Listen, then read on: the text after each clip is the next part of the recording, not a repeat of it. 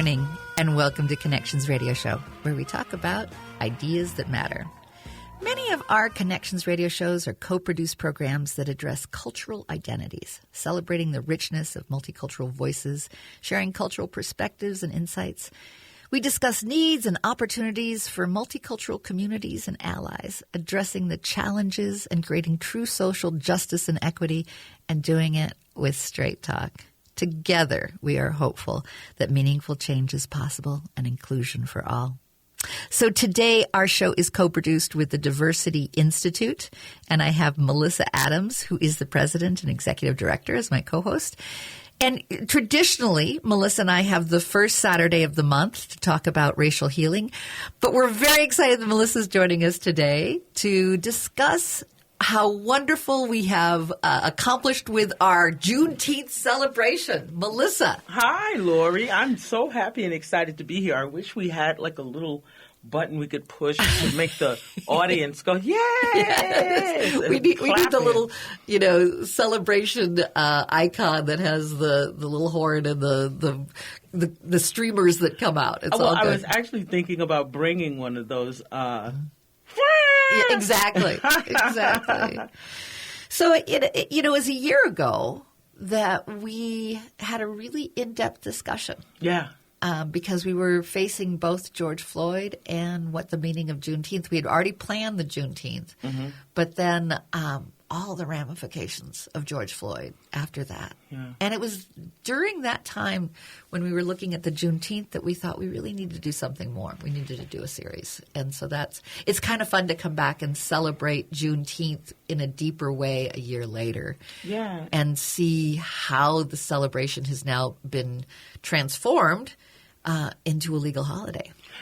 Oh, my goodness. Laurie, I am so excited about that the United States government has actually made Juneteenth a federal holiday. Mm-hmm. There's so much to say about that, but we'll keep going. How did you first hear about Juneteenth? Actually, I didn't hear about Juneteenth as a young person growing up. My family, I didn't learn about it.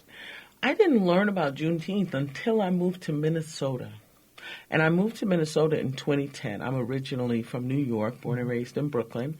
And growing up, we didn't talk about Juneteenth. My parents probably didn't know about it. A lot of people of color, specifically African Americans, ancestors of slavery, had no idea, like me, about Juneteenth. And for the folks who may not know, share with them, what is the significance of Juneteenth? Well, so Juneteenth was the day, after the Emancipation Proclamation, after Lincoln's freeing of or ending of slavery and creating the 13th Amendment, 2 years later in Galveston, Texas, the slaves that were in Galveston, Texas were set free. And they had not heard. They had not heard. No one informed them. I have a feeling that folks knew, but there was not an information passing down to the people that it most impacted. Yeah.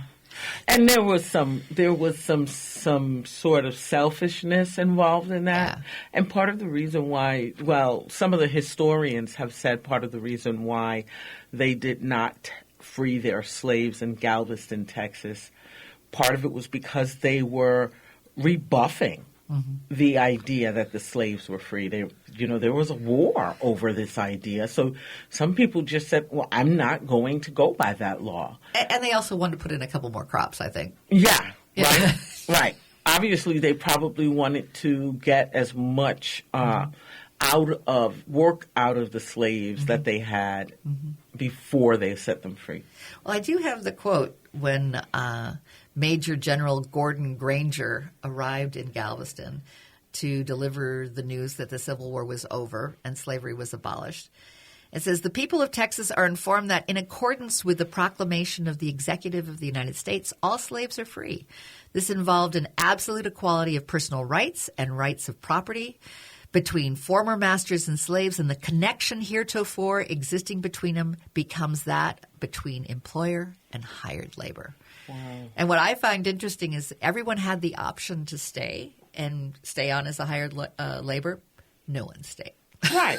It's just like, no, Right. we're out of here. And that kind of goes, flies in the face of those folks who said, in the South, there were a lot of people who would say, our slaves were treated really well, and our slaves liked being slaves. Yeah, if they were, they probably would have stayed. And Right. I think that they were ready to go. Exactly. But there's been, I have to give Texas credit. It years ago did a proclamation in the 80s. So, they owned it back then. But it didn't really take off in terms of having the whole country know about it. Right. And that to me says that some of our states are holding on to secrets around history. Mm-hmm. Another state like Tulsa and the Black Wall Street and the things that happened in Tulsa, Oklahoma, many of the black people in Tulsa said, we were told not to say anything about this. And children didn't know about it. Right. I mean, they went to school and they didn't know until they were in college. Or out of college. Yeah. I have a master's degree, and some of these things that I'm learning today are things that were never taught to me in school. Which is interesting about, looking at the whole fear about what to teach in school. And we've got individuals that are trying to fight to make sure that children, only hear a certain type of truth, but not the whole truth. Right. And that comes from what people would call kind of whitewashing the message. Yeah, and no pun intended or a pun intended. I mean, it certainly does whitewash. Yeah. And I think they've overblown the race critical theory. Critical race theory? Yeah. Yeah. That is just, well, I think part of what they're trying to do is they're trying to attack systemic racism and say that it doesn't exist. Mm-hmm. They don't want people to learn about systemic racism. They don't want people to understand systemic racism. And they assume that children are just going to feel bad instead of be inspired to do the right thing. Well, I believe that is just a way for them to scapegoat. Mm-hmm. Many people will say, what about the children? What about the children, right? Mm-hmm. What about the children? What about raising children to understand the truth about our history as a country? Yeah. Right. Well, I know that you spent some time this week in celebrating yes. Juneteenth. Shout out to Hennepin County. You spent some time with them as well. I also hang out with Alight. They are a humanitarian organization here in Twin Cities. And they celebrated Juneteenth as an organization, came together, learned a little bit about Juneteenth, and then discussed it, And I think that is what we need to start doing. And some organizations are even, before the recognition by the federal government, were recognizing Juneteenth as one of their new holidays that they would give employees time off. Oh, that is good to know. Yes. It's a great They were way. proactive. They were proactive, right? And some organizations are finding other ways to help and celebrate Juneteenth. When you look at the real heart of this holiday, yeah, when we're looking at, what is it that we are honoring, it really needs to recognize that we are accepting that slavery happened. It was a bad thing. And I know you've referred to this as Black Independence Day. Yeah, I really did not look at Juneteenth so critically until we started doing our radio shows. Mm-hmm. And this year, especially, we've been going through the racial healing dialogue sessions. So I've really been very intentional about thinking about Juneteenth.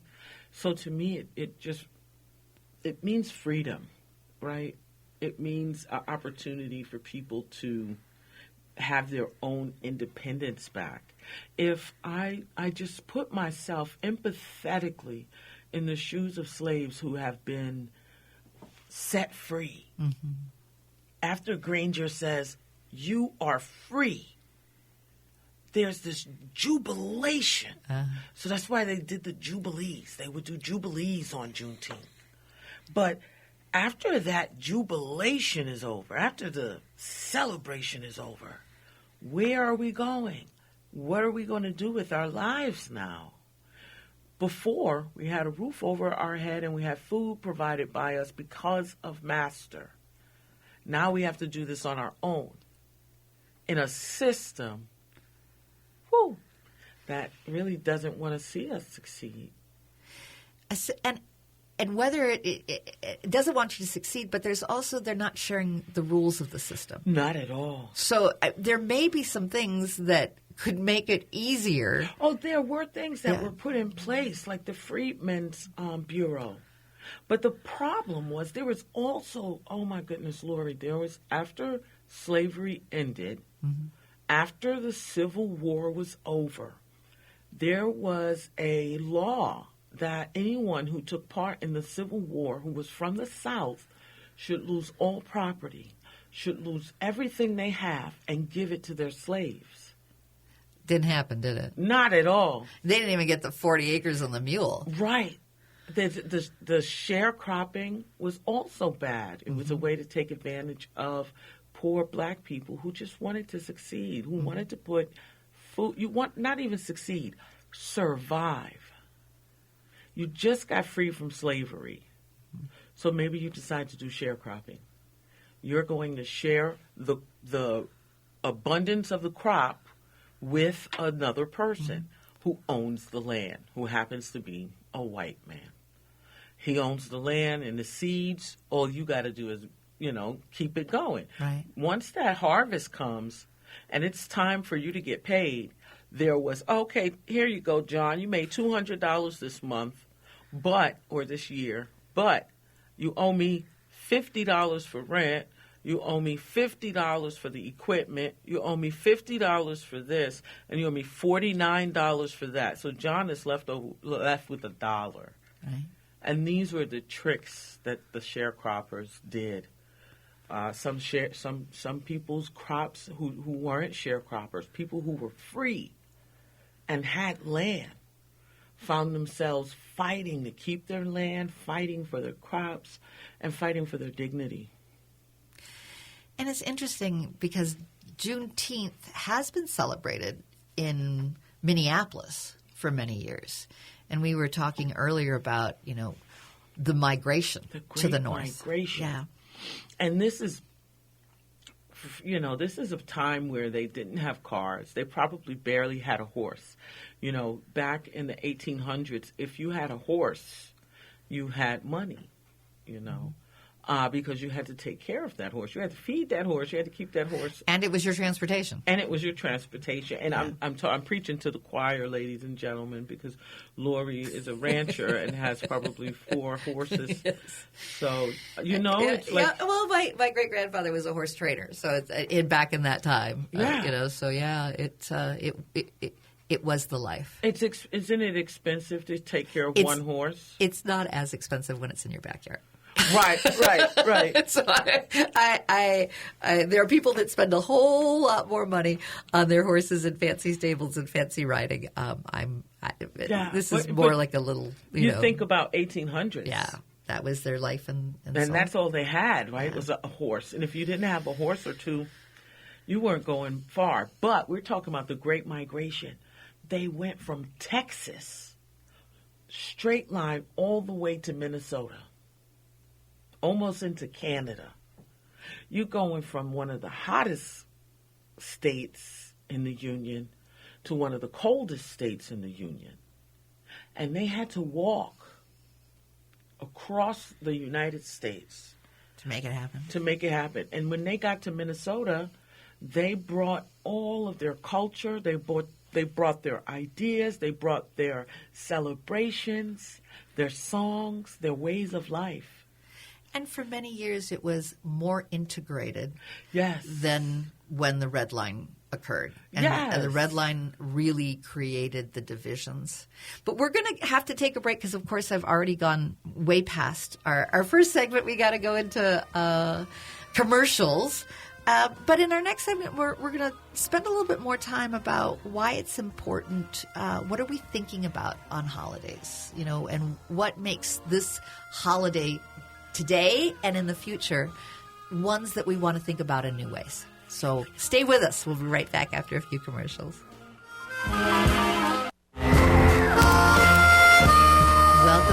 Connections radio show. So glad that you're with us today. I'm Laurie Fitz, your host. And today our show is co-produced with the Diversity Institute, and I have Malissa Adams, who is the president and executive director, as my co-host. Hi, Laurie. So glad you're here. Happy to be here. And we're celebrating Juneteenth. Yes, we are celebrating here in the studio. We have folks dancing in the background. Juneteenth should be celebrated. And part of what I think is so powerful is the recognition. Right. And I think it's growing popularity, shows a level of maturity for the United States government. To acknowledge. Yes, to acknowledge that slavery has happened. Mm-hmm. And I hate to steal your thunder, but as we were in the break, ladies and gentlemen, Laurie actually and I were talking, and she mentioned that this is the first holiday to ever acknowledge that slavery even happened. Yeah. We are moving in the right direction. I think that it's one of America's shame. Yes. And with shame sometimes comes silence. Silence, guilt, all of the emotions. I think the reason why the conversation around race is so hard to have is because it comes with so much emotion. Mm-hmm. For Black people, there's this emotion of feeling inferiority, feeling anger, feeling left out and put aside. For white people, there are these feelings of guilt and shame, embarrassment. So it's awkward for everyone. It's awkward for everyone, but we all have to lean into that discomfort. Right. And it only escalates when there's the defensiveness. And it's like, we just don't have time for it. We don't have time for all the defensiveness anymore. Right. Let's just put it on the table. And I think it's about, like you said, acknowledgement. It starts with that. I learned this from someone that you have to acknowledge emotions. You have to validate emotions. And you have to do it in a compassionate way. So you have to validate acknowledge the emotions of others, yes. But you also have to acknowledge the emotions that you are going through yourself and validate, I'm angry. But it's okay to be angry about racism. It's okay to be angry that this happened. Maybe my family owned slaves. It's okay. Your feelings are valid. Do it in a compassionate way. Well, and I've been told that when there's disagreement, only 10% is on the actual opinion difference, and 90% is in the tone of voice. Wow. And so it can get inflamed very quickly, and I think the tone of voice very often reflects the anxiety.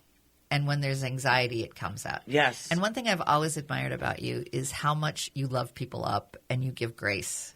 We have to. Even when you were confronted with someone who said, do you really believe that there's actually systemic racism? Yeah. You honored him. I honored him, and I said, yes, I do believe that. And I also told him, thank you, because we were in a group setting, in a training, and he said this, and everyone probably gasped. I would have gasped in the room. I mean, that takes a lot of guts to ask a Black person if they really think that systemic racism exists. And I told him. I said, yes, I do believe that. And I appreciate you being willing to express an opposing viewpoint out loud in front of your colleagues. And there's evidence that shows that people of color are at the very bottom of the statistics when it comes to disparities in education, health, wealth, all of these different areas. And I said, you and I can research these things together. And we can sit down and talk. I want to talk to you and learn more about your viewpoint, and so you can learn more about mine. And that's just opening the door. And creating that common ground. Right, and inviting him in for a conversation. And I have to admit, I think my natural reaction would have been snippy and snarky, and I would have just, what do you mean you don't know that? Right. And that doesn't help anyone. No, because the other people in the training were watching and listening. Yeah. And if I said something that would have shut this man down, other people in the learning opportunity probably would not have been willing to speak. Mm-hmm. So it's important, when we use our voice, if it's like a chorus. Yeah. if I see someone else singing loudly, I'm going to sing loudly to harmonize with them. Mm-hmm. So we have a whole choir of people singing the same song. So, you want to bring people along. Exactly. But you also want to hold them accountable. Yes. Eventually, when they're at the place ready so that we all can be accountable together. And that's how you help people become accountable. It's a lifelong journey, and we talked about that learning about these issues, race, and those topics, it's a lifelong journey. We're going to take a break with that and come back. We're going to continue to talk about the Juneteenth and the celebration, but also some of the things that are maybe a distraction around that. It's almost like we're the tale of two cities right now, where we've got wonderful recognition, and at the same time voter rights are being suppressed, and there's anxiety around that, and education is being questioned. So let's talk about that too. And we're going to open up the phone lines for you all to call in as well. So we'll be right back after a few short messages.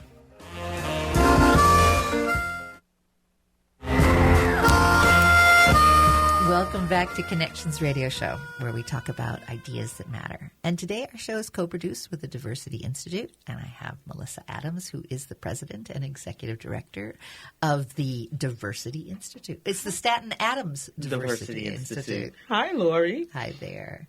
We've been having a wonderful conversation about Juneteenth and about where we're at. I wanted to start off with sharing Biden's statement. And Biden used the occasion to advocate for more aggressive action on voting access and other racial equity measures. So this was his statement. Great nations don't ignore their most painful moments. They embrace them. And great nations don't walk away. We come to terms with mistakes we made. We remember those moments, and we begin to heal and grow stronger. It's beautiful. I think if you reflect on that, we come to terms with our mistakes, and that's what Juneteenth is. It's sort of a form of reparations. So a lot of people are afraid of reparations. Reparations is a form of acknowledging that pain and validating those emotions. And giving some compassion to it. Mm-hmm. So the compassion part is it says, take this day off from work. It's a holiday. Don't do anything on this day. Celebrate. And think about, I look back and I think about Memorial Day. Right. That's a time of remembrance. Yes. That's a time of honoring. Honoring our veterans who have died at war. Yeah. Absolutely. And we think of Labor Day. It should be a day of recognizing workers and what they have contributed to our country. We look at Veterans Day. We should really honor those who have served our country. Mm-hmm. We look at Thanksgiving. It's a time to give thanks. Mm-hmm. So as we have this holiday and we want to really understand what the time out is to consider, how would you want us to look into our hearts this day? What would you like for us to do? Today, I would say celebrate. Mm-hmm. Because if you think about those slaves who are set free, that liberation, that freedom, right? Opportunity for you to rejoice. You can have a barbecue. You can have a party. It just means that there's a time for us to start thinking about the freedom that those people gained and what that looked like. And what can it continue to look like? Right, because as you think about it, it's the horse with the blinders on. Yeah. Right? If they take those blinders off of the horse is now open and seeing everything. Mm-hmm. It's like drinking from a fire hose the day you were emancipated. Right? How to take that all in. How do you take that all in? So think of it in terms of put yourself in the footprints of the slave that's being freed. You're assessing your surroundings. So assess your surroundings. I see it as a Black Independence Day, a New Year's, right? It's a time to rejoice and a time for new beginnings. I think it's really interesting that it's 2 weeks before 4th of July. Right. I see it as Black Independence Day, and then we have National Independence Day. And wouldn't it be cool if we could take 2 weeks and really take the full 2 weeks to celebrate how multicultural we are. Right. You know, wouldn't it be cool if we eventually came to a point in time where we had 2 weeks of celebrating what does it mean to have all people created equal, and all people are under this idea called the United States, and we'll celebrate being a sovereign nation that is a place for all. And when we're not a place for all, how do we work towards making it a better nation? Well, part of it is what we're doing now, acknowledging, right? The popularity and acknowledging this shows that our country is in a mature spot. Dr. Martin Luther King said, white America is not psychologically ready to end racism or talk about racism. And that was in the 60s. Today, I think we are psychologically ready to have this conversation. And everyone will benefit from it. Yes, because everyone is impacted by racism. Everyone. Blacks and whites and Hispanics. Everyone. We're going to open up our radio today. If you'd like to give a call in and talk about Independence Day, Black Independence Day, our Juneteenth celebration, what it means to you to have this holiday, our number is 952-946-6205. The number again is 952-946-6205. And I think you bring up a really good point about what's our role as an ally, really? I mean, right. What was the role of the ally in 1865? Well, obviously, the cavalry came in and said, no, really, you're free. Right, right. I mean, that was a nice thing to do. 2 years late, perhaps, but, that was definitely, an ally that said, we are all free now. This slavery contract is over. But you've started to hint at, what does it mean to have that empathy and allow ourselves to do more than just recognizing it, but being an active voice against it. Right. Against racism, against the systemic racism. And I think the answer to me is really getting introspective and doing the internal work that it takes for us to be mature enough to have these conversations without bringing in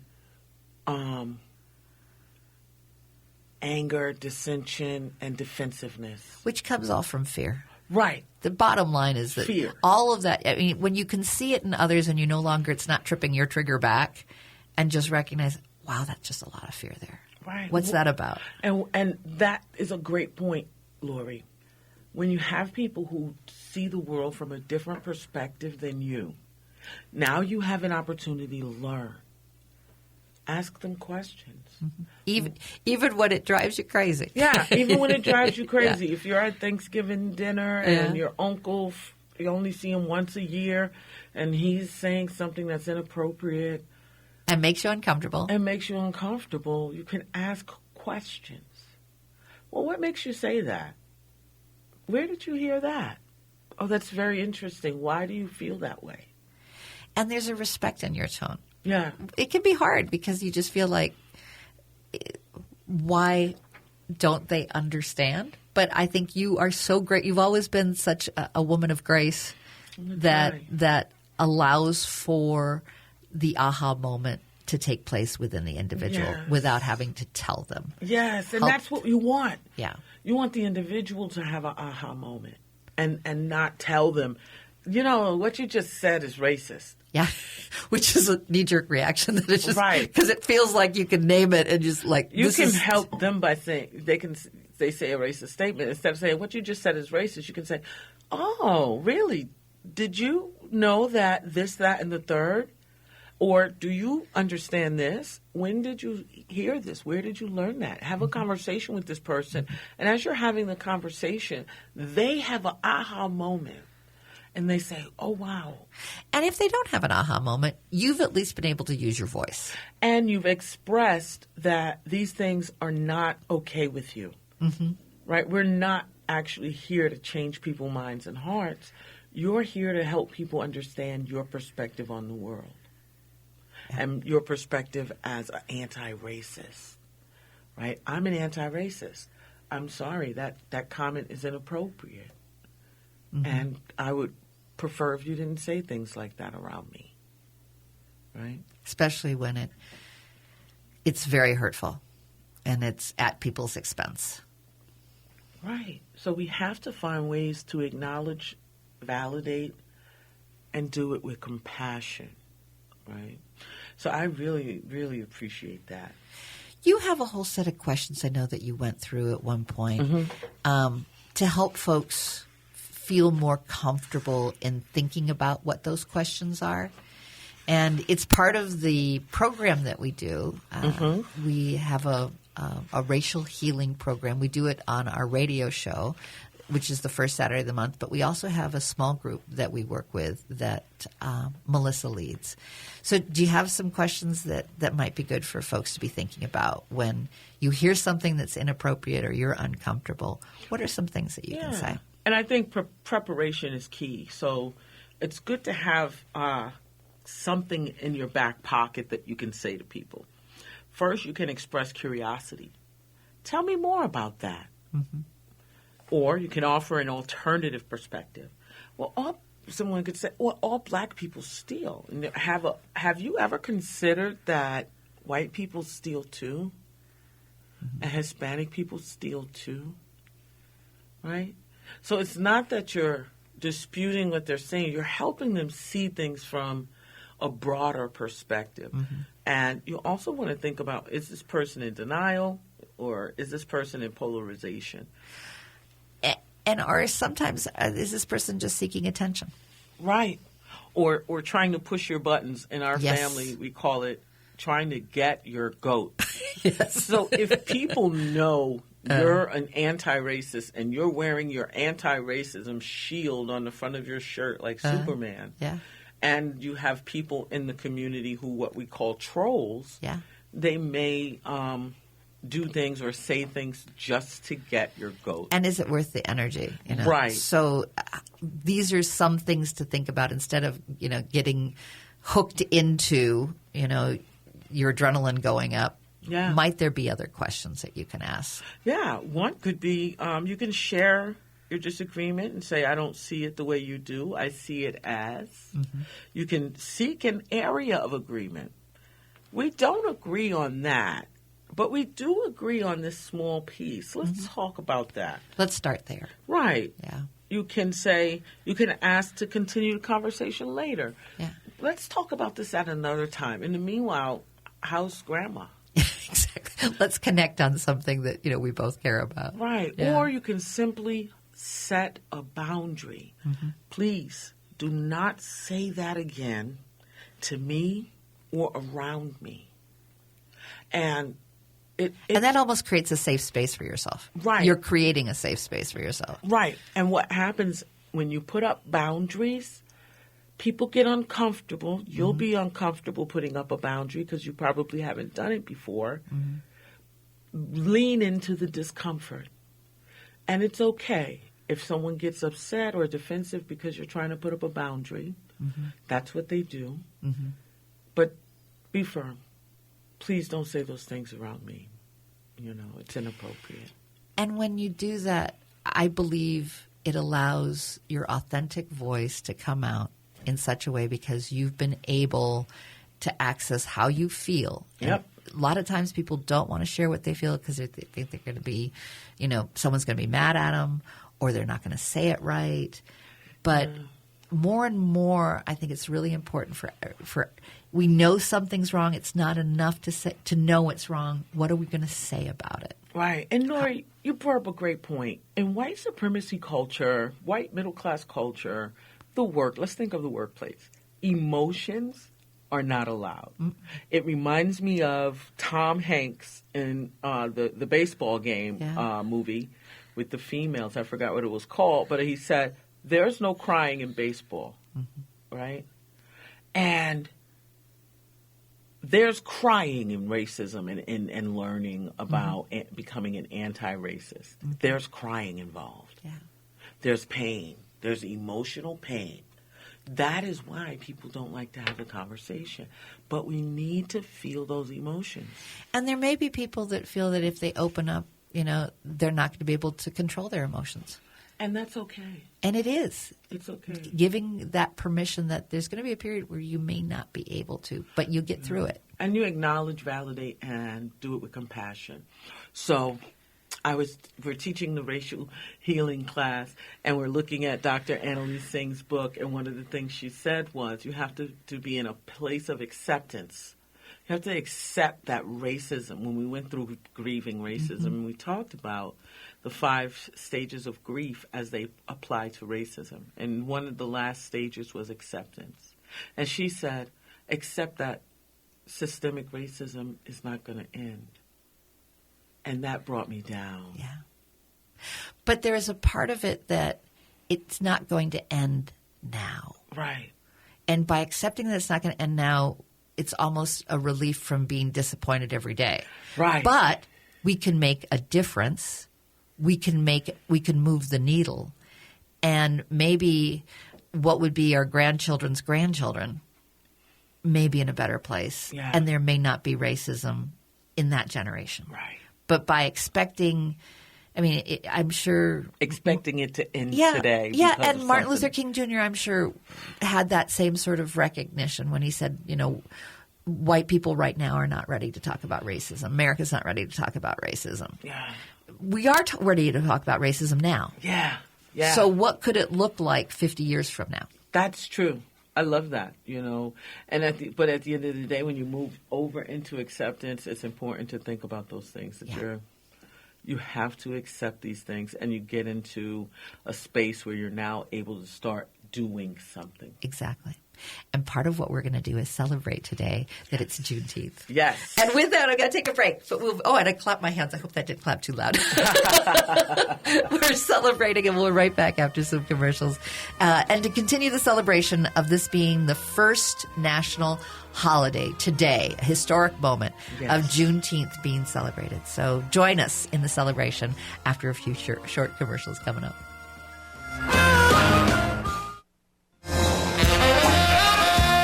Welcome back to Connections Radio Show. We've been celebrating our first national holiday of Juneteenth today, and thank you for being with us. I'm Laurie Fitz, your host of Connections Radio Show, and today it's co-produced with the Diversity Institute. It's the Stanton-Adams Diversity Institute, and I have Malissa Adams, who is the president and executive director. Hi, Laurie. And we've been talking about all the wonderful ramifications of Juneteenth coming to realization.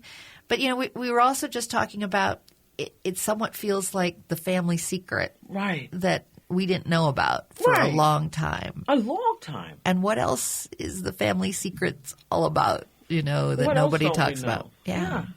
It's interesting, Laurie. I told you I didn't know about Juneteenth until I became an adult. Mm-hmm. After earning a master's degree, I learned about Juneteenth.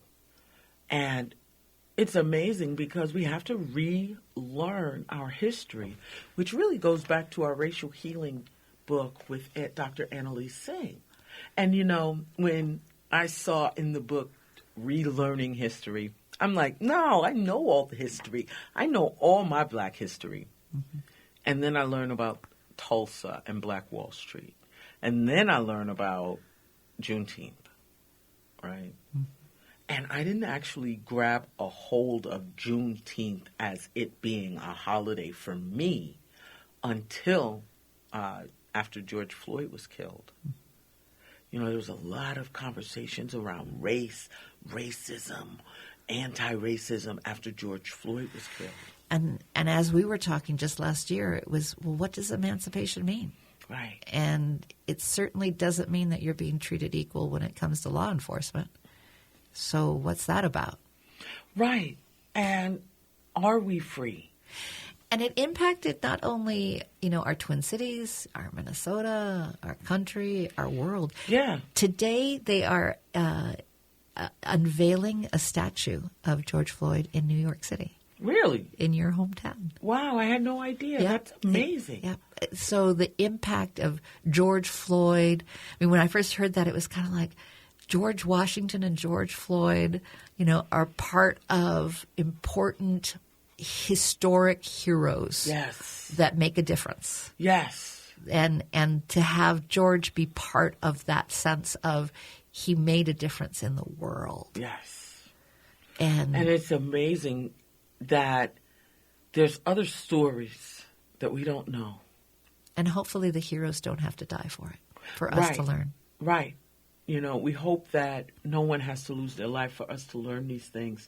But it's about that emancipation again really feels like the autonomy, right? So you think about July 4th. The 4th of July, Independence Day, America became independent. As a person of color, and as a young person, I celebrated the 4th of July. But as I became what people would call woke, I realized, I'm celebrating a holiday that really had nothing to do with me, right? Many of those founding fathers had slaves. Right. And they didn't consider people who were black to be human during that time. Mm-hmm. So when they say all people are created equal, black people were not included in that. So, the 4th of July, I never really felt a strong connection to it. But Juneteenth, for some reason, Laurie, I feel it. Like it's my holiday, right? My Independence Day, Black Independence Day. So it's just it feels great to have your own holiday. And hopefully it may make the 4th of July feel more real. Right. And you'll be with us yes. on July 3rd. We're going to continue our racial healing journey. We'll talk about not only the celebration, but some of the challenges of what it means, for microaggressions that occur out there. What does it mean, to really raise our consciousness? And I think a great day to raise our consciousness is on the 4th of July weekend. Yes. And I think part of it is about helping people to understand that we can no longer sit by. Mm-hmm. It's like that I'm not racist versus I'm anti-racist. Right. Those are two different things. So on July 4th, please listen in. We're going to have a great conversation. Actually, it's going to be the 3rd of July, but July it's the Saturday. It's the Saturday of the 4th of July weekend, and it's going to be celebrating all people. Yes. It's going to be celebrating that we were all created equal and we can celebrate equally, but we also need to acknowledge the pain of the past, and we are grateful that the passage of this holiday in recognition of Juneteenth has been established. And it's an honor to be with you today, Malissa, with this historical opportunity to share with you about how wonderful this is. Yes, and happy Juneteenth, everyone.